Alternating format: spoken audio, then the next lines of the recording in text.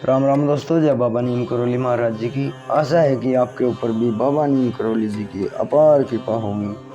आपके घर परिवार में भी सभी कुशल मंगल होंगे, यही मेरी प्रार्थना है सभी देवी देवताओं से।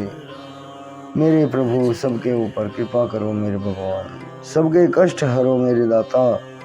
तो दोस्तों, आज मैं आपको सोमनाथेश्वर की उत्पत्ति, ये शिव महापुराण का अष्टम खंड और उसका खंड का नाम है कोटि रुद्र संहिता और पाठ का नाम है सोमनाथेश्वर की उत्पत्ति। दोस्तों, इसमें दक्ष प्रजापति ने चंद्रदेव को अभिशाप दिया था कि तुम्हारा प्रभाव खत्म हो जाएगा, और उनका पृथ्वी पर जो उनका प्रभाव था, उनकी चांदनी थी, वो खत्म कर दी थी। फिर चंद्रदेव शिव की आराधना करते हैं और शिव भगवान उन्हें 15 दिन घटने का और 15 दिन फिर पूर्ण होने का वरदान देते हैं। पूरा सुने शिव भगवान की महिमा। जय शिव।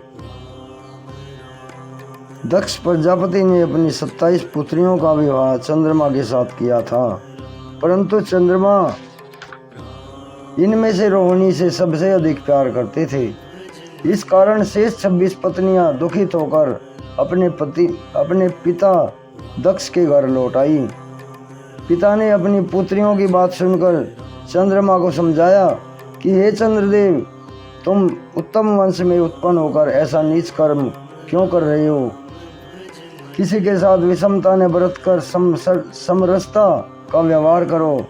एक के साथ प्रेम और दूसरे के साथ प्रेम न करके तुम मनुष्य को नरक प्राप्त होता है। इस प्रकार दक्ष ने चंद्रमा को समझाया, परंतु चंद्रमा ने उनकी बात पर कोई ध्यान नहीं दिया। दोबारा रोहिणी से दुखी होकर सब अपने पिता के पास लौट आई। इस बार दक्ष चंद्रमा के पास गए और बोले, मैंने तुम्हें दीनता से समझाया था, लेकिन तुमने मेरी बात नहीं मानी। अब मैं तुम्हें श्राप देता हूँ कि तुम मलिन होकर क्षीण हो जाओ। इससे चंद्रमा मलिन होकर एकदम क्षीण हो गए, उनका प्रभाव खत्म हो गया। अपने इस दुख को चंद्रमा ने इंद्र आदि देवताओं को बताया। इस पर ब्रह्मा जी बोले, देवताओं, यह चंद्रमा तो महादुष्ट है। यह आप लोगों के गुरु बृहस्पति की पत्नी तारा को लेकर भाग गया था, और यह तारा को लेकर दैत्यों के पास चला गया था। इसके कारण देवदानवों में युद्ध हो गया था, और मेरे बहुत समझाने पर इसने तारा को वापस किया था, परंतु वापसी के समय तारा गर्भवती थी। इस कारण बृहस्पति जी ने तारा को लेने से मना कर दिया था। तब मैंने उसके गर्भ का निराकरण किया और तारा को गुरु बृहस्पति को सौंपा था।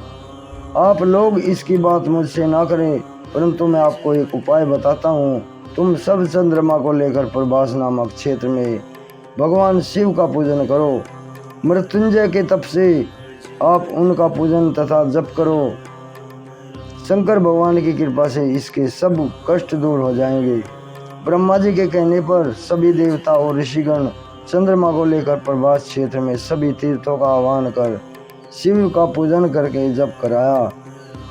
10 करोड़ जप करने के पश्चात भगवान शिव प्रकट हुए और चंद्रमा से वर मांगने को कहा।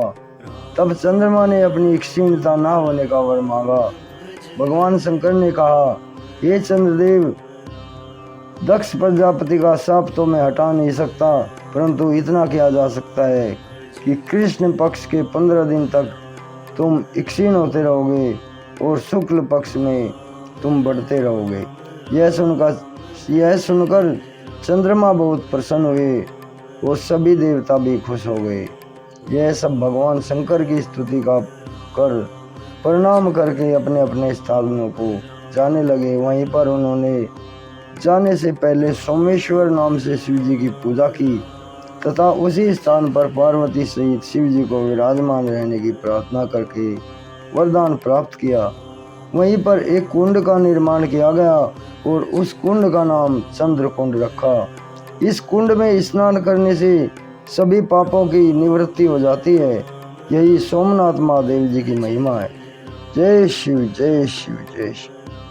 दोस्तों, ये पाठ आज शिव महापुराण का सोमनाथेश्वर की उत्पत्ति आपने सुना। इसे आगे भी शेयर करें। भगवान शिव की आपके ऊपर अपार कृपा हो, यही मेरी प्रार्थना है सभी देवी देवताओं से। और शिव भगवान जी मेरे सभी भाइयों जो देख रहे हैं उनके ऊपर कृपा करें। जय शिव शंकर महादेव।